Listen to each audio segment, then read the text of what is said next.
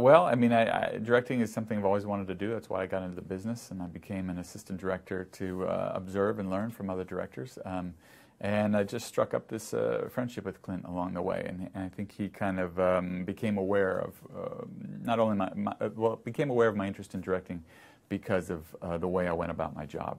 And so he gave me more responsibility and encouragement and promotions, and I stuck around. Otherwise, I would have gone off and directed something sooner. But you know, I enjoy working with him. We have a similar approach. We both like to have fun on the set and just have a good time.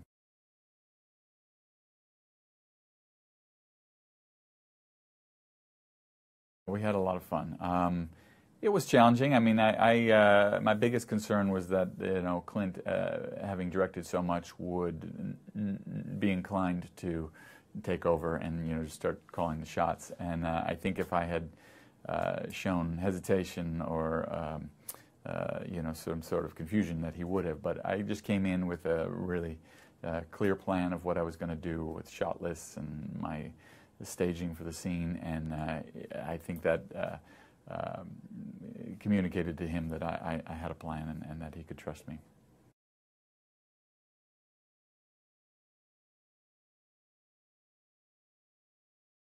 Had a sense right from the get-go that Amy would be a great pairing with Clint because she's such a great actress. She disappears into every role, and she takes it herself, you know, she takes her craft so seriously. And I knew she could stand up to Clint on screen, which was so important. And then Justin, he you know, has such great charm and likability, and that's really what that role called for. So I thought he would be ideal for that, and he would help make that aspect of the film lively and energetic, and it wouldn't sag. So I was thrilled to get him also.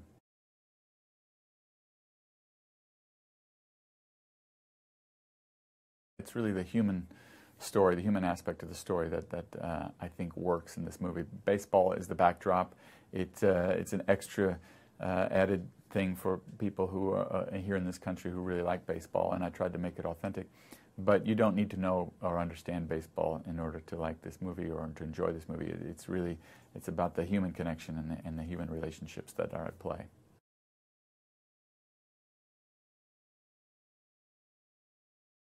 No, well, they're both naturally athletic, and Clint didn't have to do a lot, thankfully. You know, at his age, I don't think he was looking forward to, you know, running bases or anything. But Amy is naturally athletic, and she worked with a coach just to sort of, you know, pull it off just a little bit better. But you know, she's a natural, and she was out there doing cartwheels by herself and having a good time.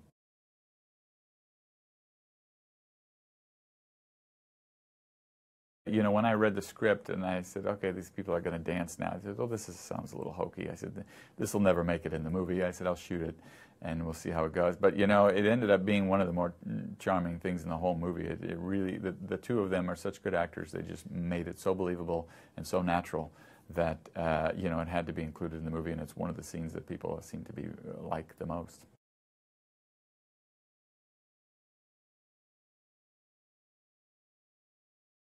The cemetery scene that Clint does, you know, is written a little lighter and more comic, and he brought to it that really raw emotional power, and I just tried to stay out of the way and let it happen, and you know, it worked so great on film.